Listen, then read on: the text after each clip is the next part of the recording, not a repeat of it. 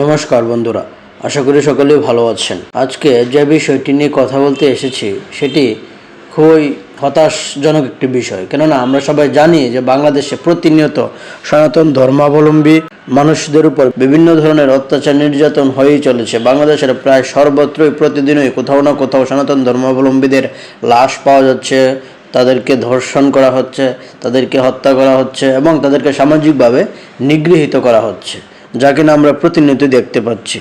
অথচ এই নিয়ে বাংলাদেশের কোনো সংবাদ মাধ্যম বা বাংলাদেশের কোনো প্রশাসন কোনো রকমের কোনো ভ্রুক্ষেপই করছে না। তাদের কাছে এটি এমন মনে হচ্ছে যে বাংলাদেশের সনাতন ধর্মাবলম্বীরা পশু পাখির মতো, তাদেরকে চাইলেই হত্যা করা যায়, তাদেরকে চাইলেই প্রতারিত করা যায়।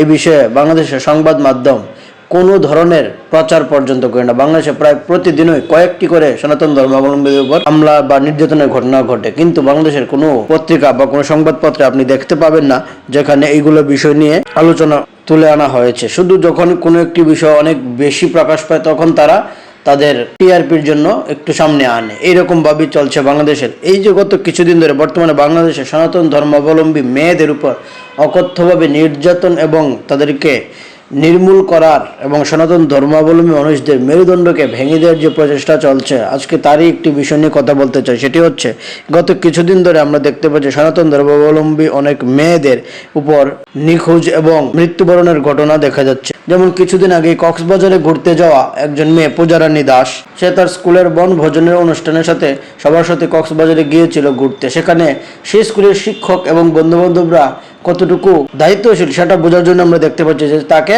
পরে সেখান থেকে আর পাওয়া যায় না, সে নিখোঁজ হয়ে যায়। অথচ পরবর্তীতে তাকে 2 দিন পরে নিঝুম দ্বীপে সে আছে বলে জানা যায়, কিন্তু এখনো তাকে উদ্ধার করা হয়নি। সে এখনো ওইভাবে আছে, সে বেঁচে আছে কি না বা কি অবস্থা আছে সেই বিষয়ে এখনো কেউ ঠিকমতো বলতে পারছেন না। তার বাবা এদিকে কেঁদে একাকার হয়ে যাচ্ছে। এই হচ্ছে বাংলাদেশের স্কুলের বা শিক্ষকদের অবস্থা।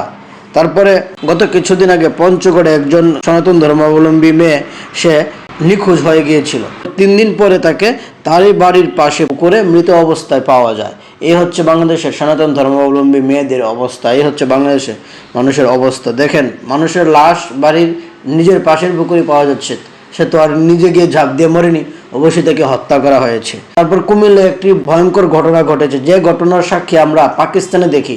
যা পাকিস্তানে প্রতি বছর গড়ে 1000-এর উপর সনাতন ধর্মাবলম্বী তথা অন্যান্য সংখ্যালঘু মেয়েদেরকে জোরপূর্বক ধর্মান্তরিত করে তার বয়সের থেকে অনেক বেশি বয়সের পুরুষের সঙ্গে বিয়ে দেওয়া হয় এবং ওই সমস্ত মেয়েদের বয়সও থাকে কম, 10, 12, 15 এরকম।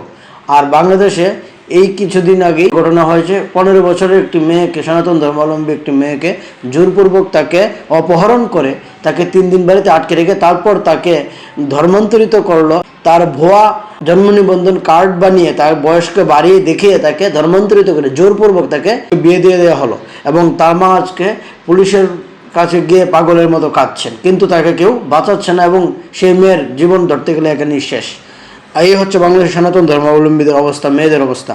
এবং গত 6 তারিখে আবার একই চট্টগ্রামের 3টি বাড়িতে একই সঙ্গে আগুন দেওয়া হয়েছে। এই হচ্ছে বাংলাদেশের সনাতন ধর্মাবলম্বীদের অবস্থা। এইভাবে যদি চলতে থাকে তাহলে সনাতন ধর্মাবলম্বীরা কি করবে? এই দেশের প্রশাসন তাদের পক্ষে নেই, এই দেশের মানুষ তাদের পক্ষে নেই। এই দেশের মানুষ তাদেরকে ব্যবহার করার জন্য, এখন ভোটের সময় হয়েছে, নির্বাচনের সময় হয়েছে, প্রথমত সনাতন ধর্মাবলম্বীদের উপর অত্যাচার তো চলছেই, পাশাপাশি তারা কি করছে, ভোটের জন্য তাদেরকে বলছে আমরা এই করবো সে করবো, কিন্তু ক্ষমতা যাওয়ার পরেই তারা আবার নতুন ধর্মাবলম্বীদের উপর অত্যাচার নির্যাতন চালু করবে এবং করছে প্রতিনিয়ত।